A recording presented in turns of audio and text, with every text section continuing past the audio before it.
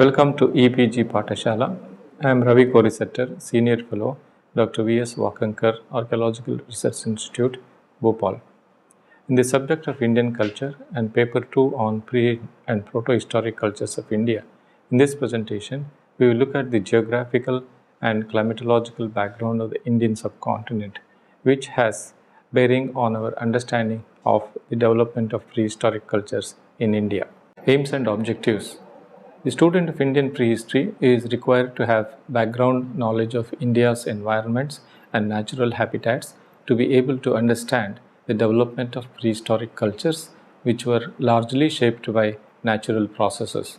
Therefore, in this presentation, the aims and objectives are 1.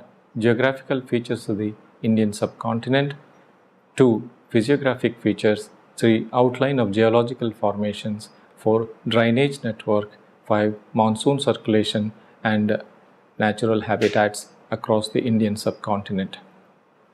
The Indian subcontinent represents a large and continuous continental landmass lying between the Himalayas in the north and the Indian Ocean in the south. Modern India is equal to Europe without Russia.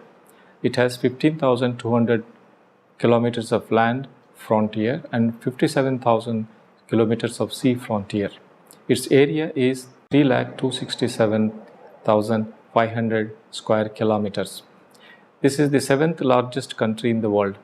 India extends 3,200 kilometers in the north-south direction and 2,960 kilometers in east-west direction. The subcontinent includes modern Pakistan, Nepal, and Bhutan. This is considered a part of the Old World in view of the evidence of early Paleolithic settlements distributed across the Indian subcontinent, similar to the ones found in Africa and Europe. On the present showing of Paleolithic evidence of settlements, Sri Lanka had remained isolated during the early Paleolithic times and was colonized by modern humans around 50,000 years ago. Hence, it can be regarded as part of the New World like those of Australia and the Americas. This slide clearly presents the physiographic configuration of the Indian subcontinent. We have the great Himalayan arc in the north, and to the northwest of the subcontinent we have mountain ranges such as Sulaiman, Kirtar and Hindu Kush mountain, now bordering Pakistan, Iran and Afghanistan. As we move eastwards, we see another chain of mountains going north-south, separating India from Eastern Asia. This mountain range is known as Arakanyoma, or popularly as Burma Mountains. South of the Great Himalayan Arc, we have the sub-Himalayas, which are also known as Sivalik Hill Ranges. Sivalik Hill Ranges are found all along the foothill of the Himalayas in between Pakistan in the west and northeast India in the east. South of the sub-Himalayan region is the Great Indo-Gangetic Plain, formed by a network of streams.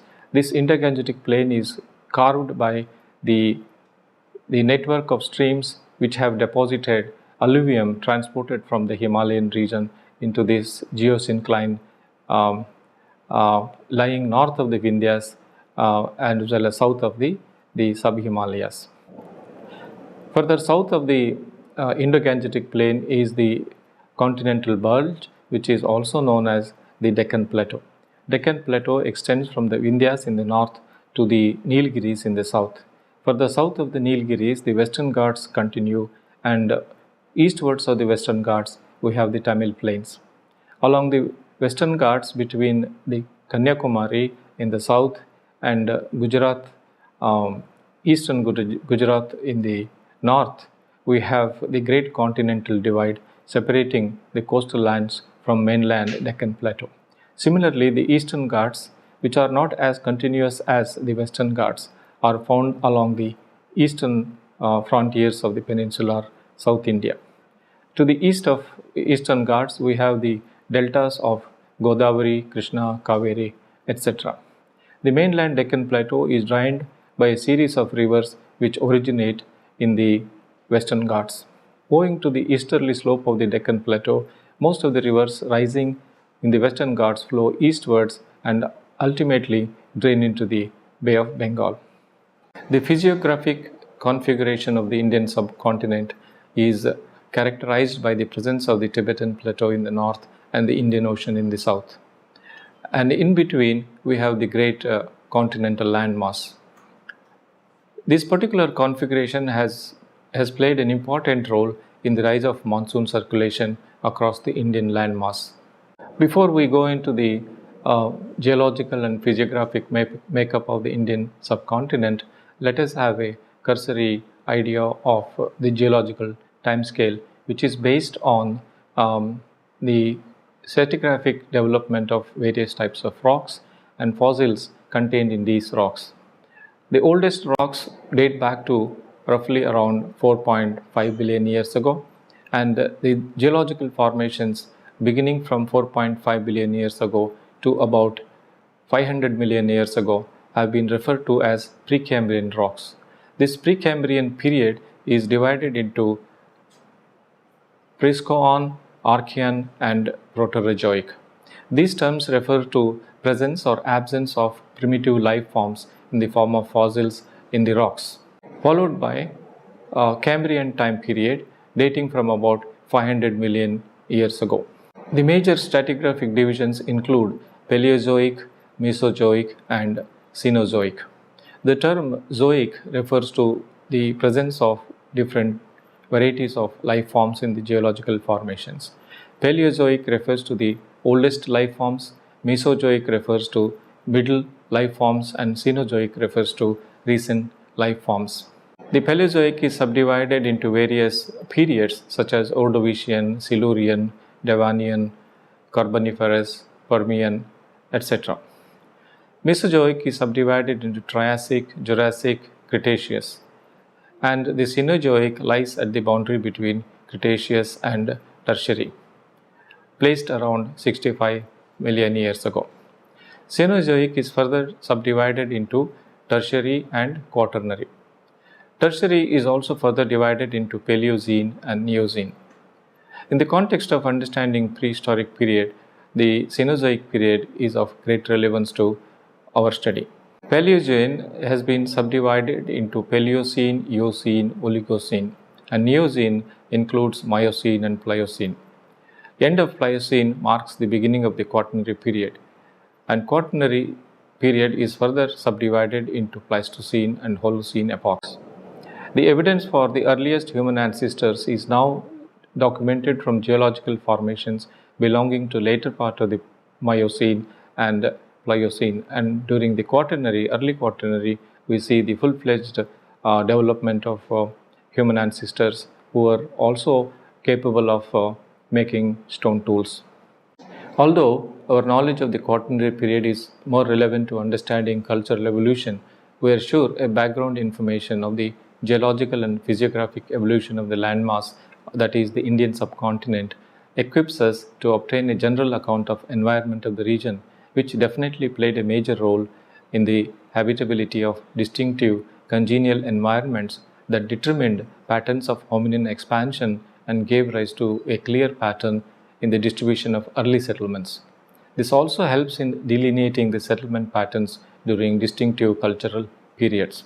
During the last 50 million years, combined geological, tectonic, and geomorphic processes have given rise to the present physical expression of the subcontinent's landmass. Prior to this timeline, the Indian tectonic plate was separated from the rest of Asia by the Tethys Sea. The plate tectonics processes led to the collision of the Indian plate with the Asian around 50 million years ago. This collision was a critical landmark in the series of geological events that eventually led to the formation of the Indian subcontinent. The physiographic configuration of the subcontinent is the result of geological processes involving crustal evolution and plate tectonics. Crustal evolution refers to the formation of successive geological strata and the emergence of shield landscape. Plate tectonics refers to the movement of crustal landmass under the influence of rifting, drifting, and collision of these land masses. In the next couple of slides, we'll have some idea of the plates across the globe. This particular slide gives us an idea of 7 major tectonic plates which have come together They have a continental area as well as oceanic area. Sometimes the boundary between plates are on the continental areas and sometimes they are in the oceanic area. So these major plates such as the Indian plate, the Arabian plate, the African plate, South American plate, and such other plates all have been fused together, and that has led to the formation of the continental sphere or the lithosphere, on which we have life on continental land masses as well as life in the oceanic area as well. We see the continental margins which are in the oceanic area are characterized by the presence of volcanic activity. Series of red dots that we see on this map give us an idea of active volcanoes, and that is why the continuity of red points on the map are referred to as ring of fire. In the continental areas, the continental plate boundaries are represented by the mountain formation, for example, the Himalayas, which have come into existence as a result of collision between the Indian plate and the larger Eurasian plate. This slide gives us a clear idea of the area covered by the Indian plate. Here one can easily recognize the presence of continental area as well as oceanic area. The red line demarcates the area covered by the Indian plate, and the various other tectonic features which are a result of collision and uplift. Across the Indian landmass, south of the Himalayan range, we have series of rift valleys, and the noteworthy rift valley is the Narmada rift that we see going east-west in central India. The Indian plate has come into existence as a result of fusion of series of cratons, about which we will gradually learn. The formation of the Indian shield is attributed to fusion of series of small Archean cratons by Proterozoic mobile belts under the mountain building activity, which are also referred to as orogenic cycles, during the time period from Paleo-Proterozoic and early Paleozoic.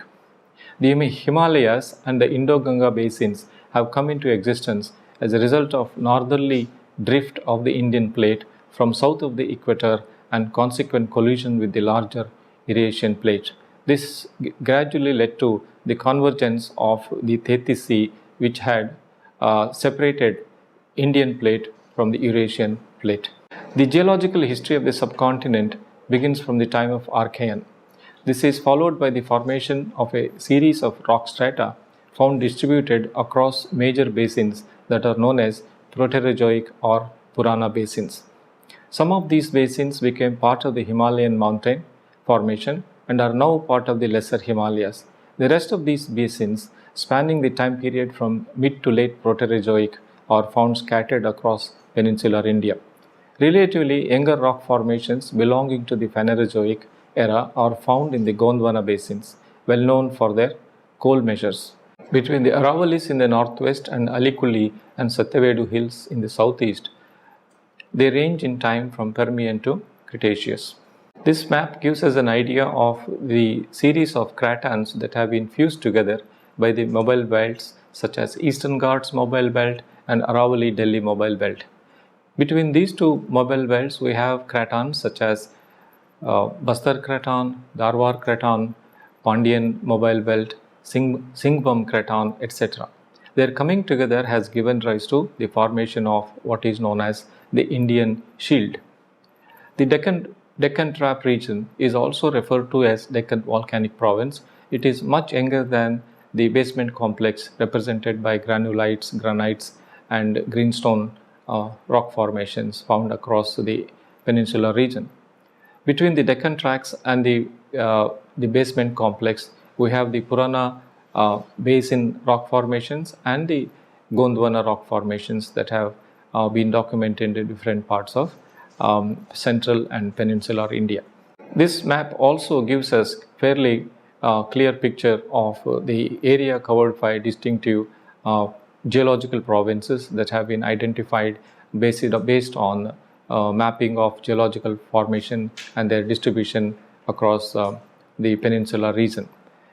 The most prominent rock geological provinces that we know in peninsular India are the Deccan Volcanic Province, which has come into existence since 65 million years ago, and the Kadapa formations in southeastern part of peninsular India, and the Dharwar Craton, which is represented by the oldest rock formations in the Indian subcontinent. In addition to that, similar provinces formed by Precambrian rocks are also distributed in the region south of the Indo-Ganga plains. The Deccan Volcanic Province is made up of continental flood basalt eruptions in the form of Deccan volcanics around 65 million years ago. The Indian peninsula preserves evidence of fusion of smaller cratons by the Proterozoic mobile belts. There are 4 cratons: Dharwar, Bastar, Singhbhum, and Bundelkhand, as shown in the previous slide. There are 4 mobile belts: the Eastern Ghats mobile belt, the Pandyan mobile belt, the Satpura mobile belt, and the Aravali Delhi mobile belt. These mobile belts were responsible for bringing the cratonic areas into a shield landscape. These crustal features constitute the peninsular shield and are composed of greenstone rocks and high-grade gneissic and granulitic rock formations.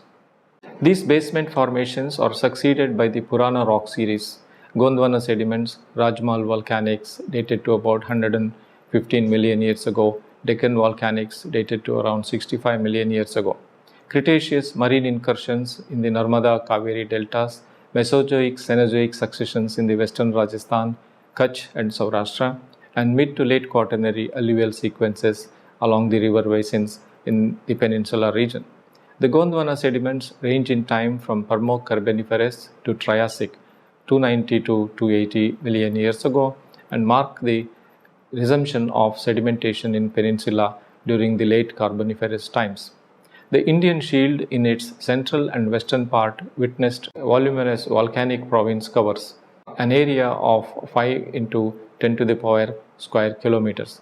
The Deccan basalts are thickest 2000 meters towards the west and decreases to up to 200 meters towards the southeast and eastern margins. Here we have distinctive physiographic zones that were some of the areas where we have development of prehistoric cultures. In the northern Himalayan ranges, we have an intermountain basin which is known as Kashmir Basin or the Karava Basin. This particular basin lies between 2 mountain ranges, Janskar in the north and Pir Panjals in the south. In between these mountain ranges, we have the formation of the Kashmir Valley, where we have the Jhelum as a arterial stream along with a network of tributary streams. The Jhelum River is cutting through geological formations which have been referred to as Karevas. The Jhelum rises, flows through the Kashmir Valley, goes out of the Kashmir Valley and enters into the Potwar Plateau in modern Pakistan. A series of prehistoric sites have been documented from this area. Although we have no clear evidence of Paleolithic settlements in this region, we have Neolithic and later sites distributed across the valley. High altitude areas such as Ladakh and Trans-Himalayas, in recent years, archaeological surveys have also yielded evidence of human activity. South of the Himalayan range is represented by sub-Himalayas abutting the Indo-Ganga plain. As we move northwards, we have lesser Himalayas, central Himalayas, and then Trans-Himalayas. Trans-Himalayas are largely covered by the Tibetan plateau. And all these sections of the Himalayas are characterized by distinctive geological formations. So far, in this region, the distribution of Paleolithic and later archaeological cultures are sparsely distributed. As we move eastwards along the Himalayas, we have the region between the Himalayas and the Meghalaya plateau drained by the Brahmaputra river. The river Brahmaputra has its source in the Himalayas in Tibet. It is known as Sangpo in that region, and it drains down the mountainous region and flows southwestwards into the Assam Valley. And then to the south of the Brahmaputra plains, we have the abrupt landscape rising above the river plains, and this is known as Meghalaya Plateau.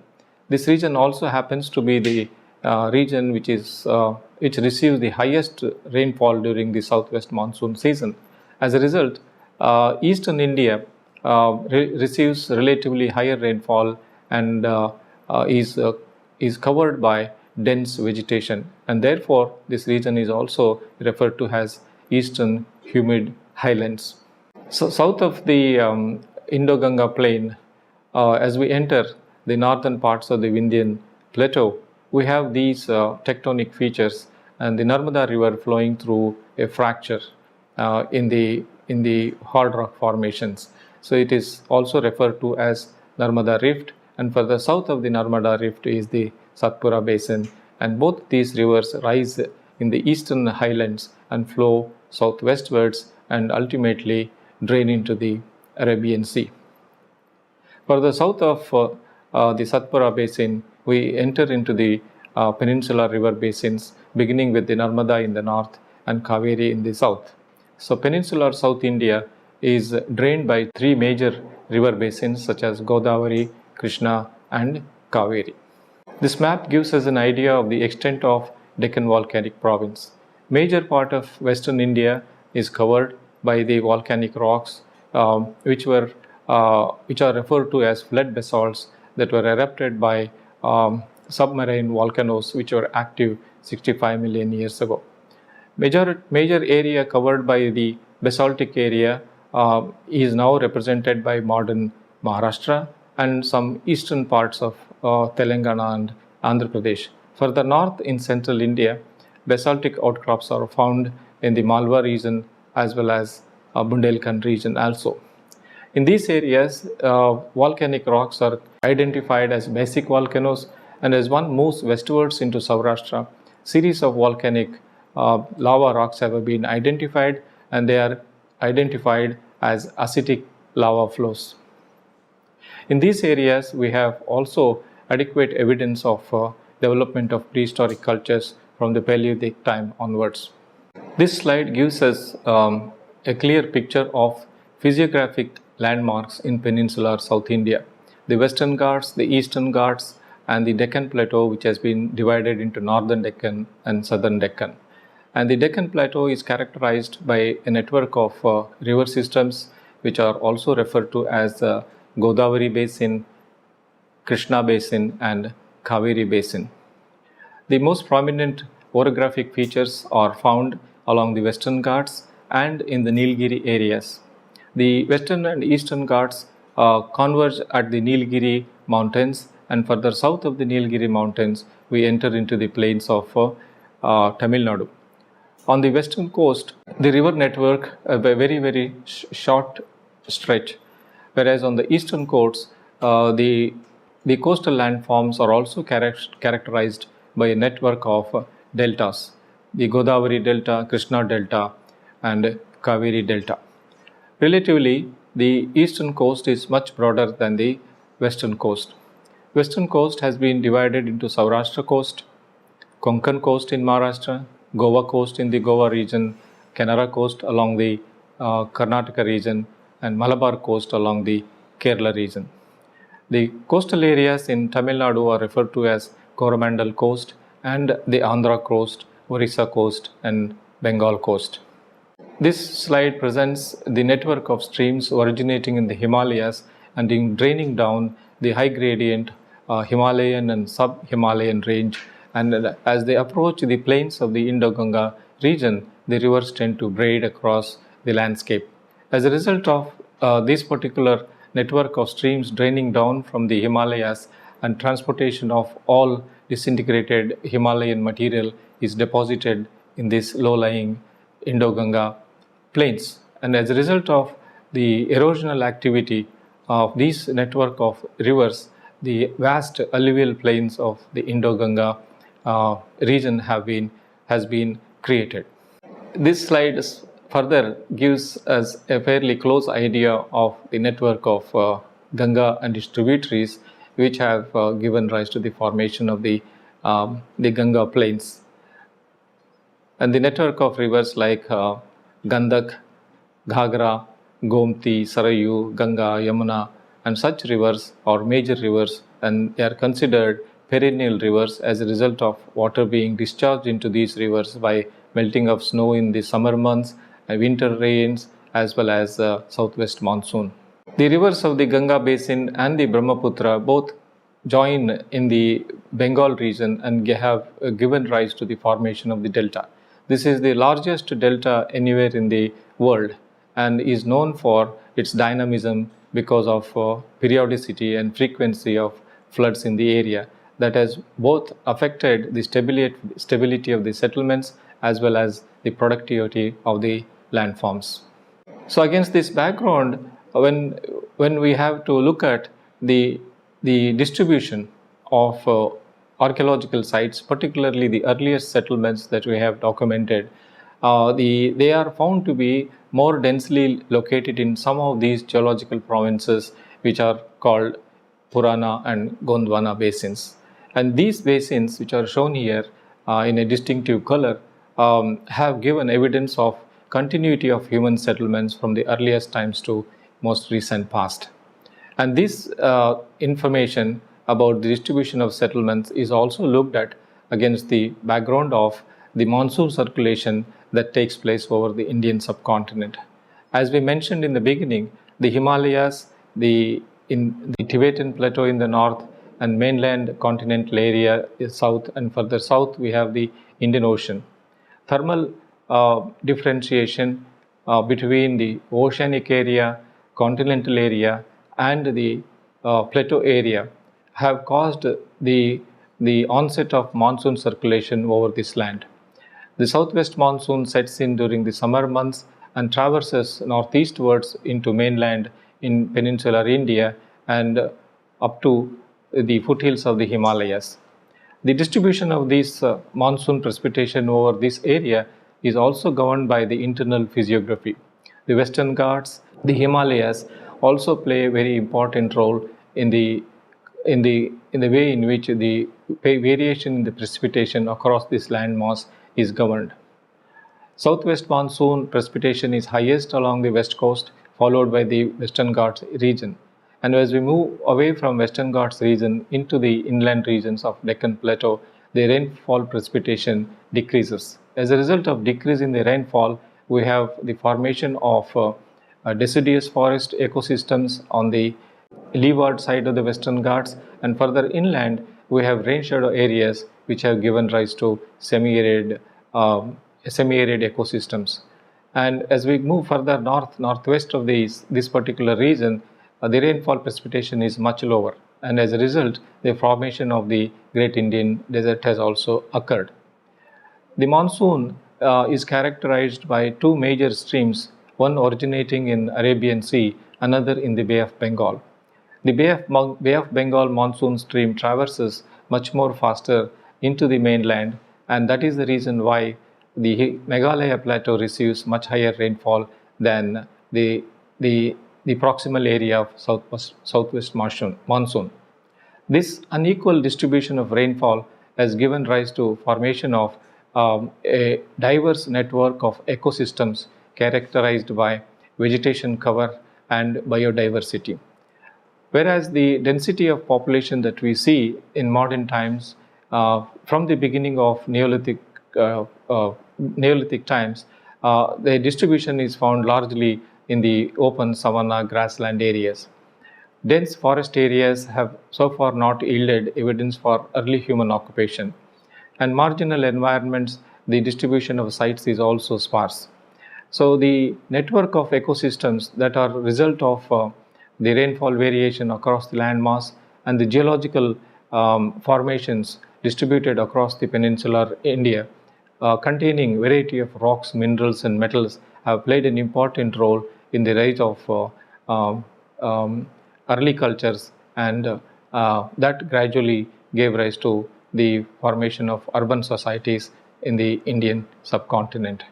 For more details, I would like to recommend the e-text which has details about the various natural factors, natural environments, and natural other processes operating in the Indian subcontinent. Thank you.